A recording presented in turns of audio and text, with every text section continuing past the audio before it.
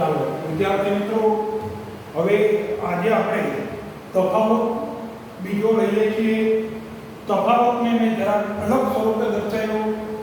પહેલો જે તફાવત તમને સમજાયો એ ચીલ ચાલુ પ્રણાલીગત રીતે તફાવત સમજાયો. આ પણ તફાવત જ છે. આ તફાવતને આપણે સમજાવવાની લખવાની રીત તમે જુદી આપી. બોર્ડમાં પેપરમાં તમે આ કરી શકો.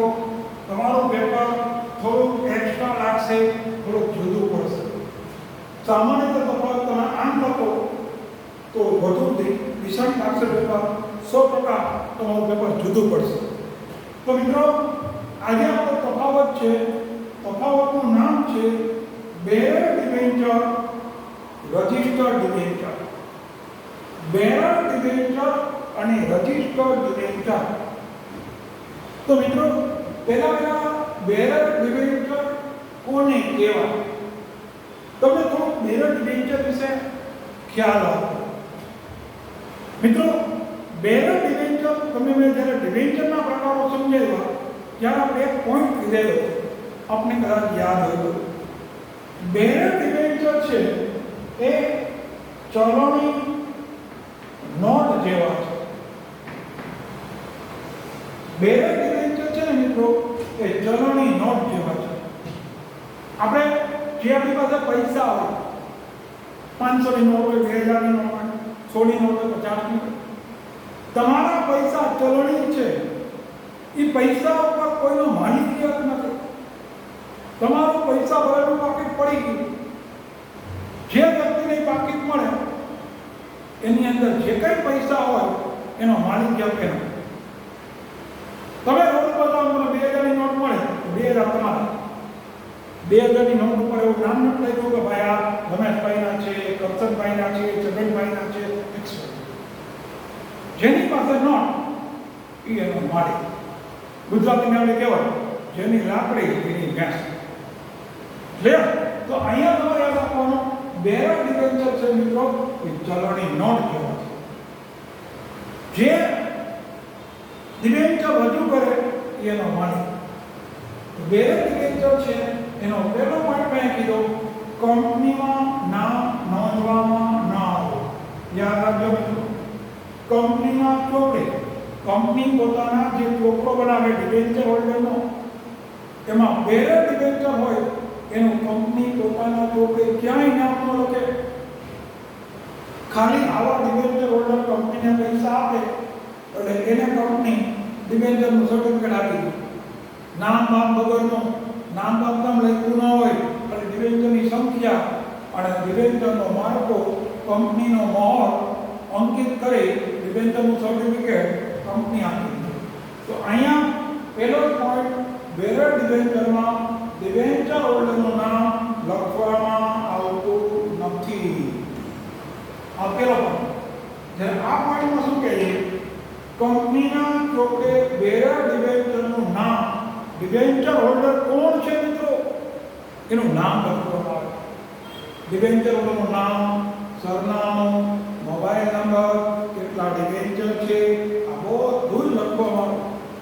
અને જ્યારે ડિબેન્ચર સર્ટિફિકેટ હોય, કંપનીનું નામ લખે, તો ડિબેન્ચર સર્ટિફિકેટ હોય ને, એ સર્ટિફિકેટની અંદર પણ એનું નામ લખવામાં આવે.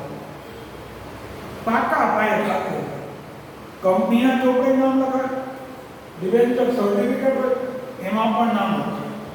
તો પહેલા પોઈન્ટમાં તમારે આ વસ્તુ જોવાની. પોઈન્ટ નંબર 2, બેરર ડિબેન્ચર છે એની ફેરબદલી એકદમ સરળ છે. એને બીજા શબ્દમાં કહું તો મુક્ત ફેરબદલી. તમારે આ ડિબેન્ચર ગમે તે તમે આપી દો એટલે તમારી જગ્યાએ એ ડિબેન્ચરનો માલિક. તમારે કંપનીને જાણ કરવાની જરૂર નથી. તમારે પૈસાની જરૂર છે, તમે ડિબેન્ચર લઈને કોઈની પાસે જાઓ, કાલે આ કંપનીના ડિબેન્ચર, આ ડિબેન્ચરમાં 10,000 ના હેઠળ જાઓ, એટલે અમે 10,000 આપી દઈએ, તમે એને સર્ટિફિકેટ આપી દો, વાત કરો. બહુ જ સરળ. હાથથી તમારા હાથમાં ડિબેન્ચરનું સર્ટિફિકેટ આપો, પણ તમે પૈસા દે. તો ફેરબદલી તમારા બેરર ડિબેન્ચર છે એની ફેરબદલી એકદમ સરળ, મુક્ત ફેરબદલી. કોઈ નિયંત્રણ નથી, કોઈ પ્રતિબંધ નથી, એકદમ મુક્ત રીતે. જ્યારે અહીંયા રજિસ્ટર ડિબેન્ચરમાં તમારે કાયદેસરની વિધિ કરવી પડે. રજિસ્ટર ડિબેન્ચર જો તમારી પાસે પડ્યા હોય, આ ડિબેન્ચર તમારે વેચવા હોય તો કાયદેસર કંપનીને જાણ કરવી પડે, કંપનીમાં એની વિધિ કરવી પડે, તમારું સર્ટિફિકેટ મોકલવું પડે, કંપની એને મંજૂર કરે, પછી તમારા ડિબેન્ચરનું વેચાણ થઈ શકે. આજે આપણે કોઈ જમીન મકાન વેચવું હોય તો કેમ કાયદેસર રીતે એની દસ્તાવેજ બનાવવા પડે, એમ આવા ડિબેન્ચરનું વેચાણ કરો તો 1956 ને 2013 ની કંપની ધારાની જોગવાઈ ફોલો કરવી પડે, એનું પાલન કરવું પડે. પોઈન્ટ નંબર 3, વ્યાજ કૂપન જોડે હોય. વ્યાજ કૂપન એટલે શું મિત્રો? ડિબેન્ચર હોલ્ડરને કંપની જે વળતર તરીકે વ્યાજ ચૂકવે એને કોને વ્યાજ કંપની આપશે? તો કંપની પોતે યાદ રાખવા માટે આવા જે ડિબેન્ચર હોય, બેરર ડિબેન્ચર, એમાં પોતે કૂપન આપે, વ્યાજ કૂપન. જે લોકો કૂપન રજૂ કરે એને કંપની વ્યાજ ચૂકવે. તો બેરર ડિબેન્ચરમાં ડિબેન્ચર સર્ટિફિકેટ જ્યારે કંપની મોકલે તેની હારવાર વ્યાજ કૂપન મોકલે.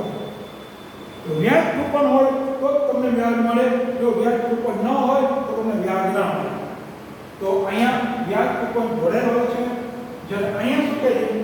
જેનું નામ હોય, જેનું ડિબેન્ચર સર્ટિફિકેટમાં નામ હોય, કંપનીના ચોપડે નામ હોય, તે વ્યક્તિને કંપની વ્યાજ આપે છે અને એના ખાતામાં કંપની ડાયરેક્ટ વ્યાજ જમા કરે. તો તમારે એ વ્યક્તિને કંપની રૂબરૂ પૈસા નહીં આપે, પણ એના ખાતાની અંદર વ્યાજ છે મિત્રો એને ટ્રાન્સફર કરશે, જમા કરશે. એટલે કે 3 નંબર પોઈન્ટ છે, બેરર ડિબેન્ચર બહાર પાડવા હોય મિત્રો યાદ રાખો, બેરર ડિબેન્ચર બહાર પાડવા માટે આપણા દેશની મધ્યસ્થ બેંક, આપણા દેશની મધ્યસ્થ બેંક છે RBI, reserve bank of India.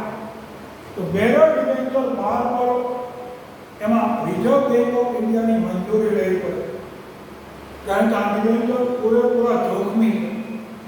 Bearer debenture ખૂબ રિસ્કી છે, જોખમી છે, કારણ કે જો તમારું ડિબેન્ચરનું સર્ટિફિકેટ ખોવાઈ જાય તો તમારા પૈસા ગયા.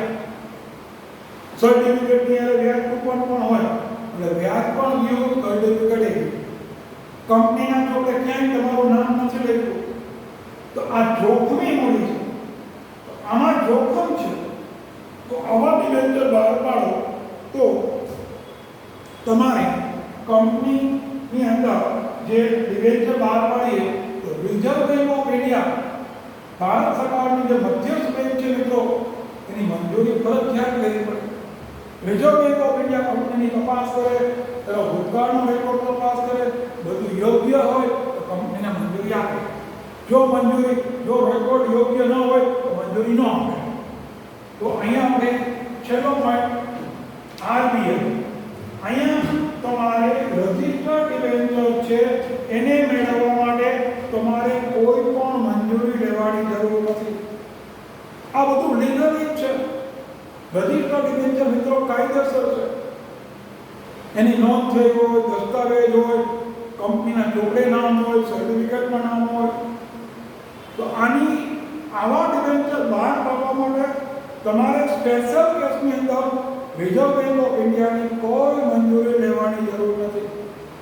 રજિસ્ટર ડિબેન્ચર તમે ગમે ત્યારે બહાર પાડી શકો. તો મિત્રો આ આપણો તફાવત છે, ખૂબ મહત્વનો તફાવત. તમને સમજાયું, બરાબર સમજાવવાનો હશે, મગજમાં બેઠો હશે. તફાવત તમને અલગ રીતે સમજાયું. તમે પેપરમાં લખી શકો. કોઈ પહેલું જે તફાવત સમજાયો સાદા અને ઝીરો ડિબેન્ચર એ પરંપરાગત રીતે સમજાયો, એ ભાગ. આ તફાવત લીધો એ લેટેસ્ટ એડિશન મુજબ સમજાયો.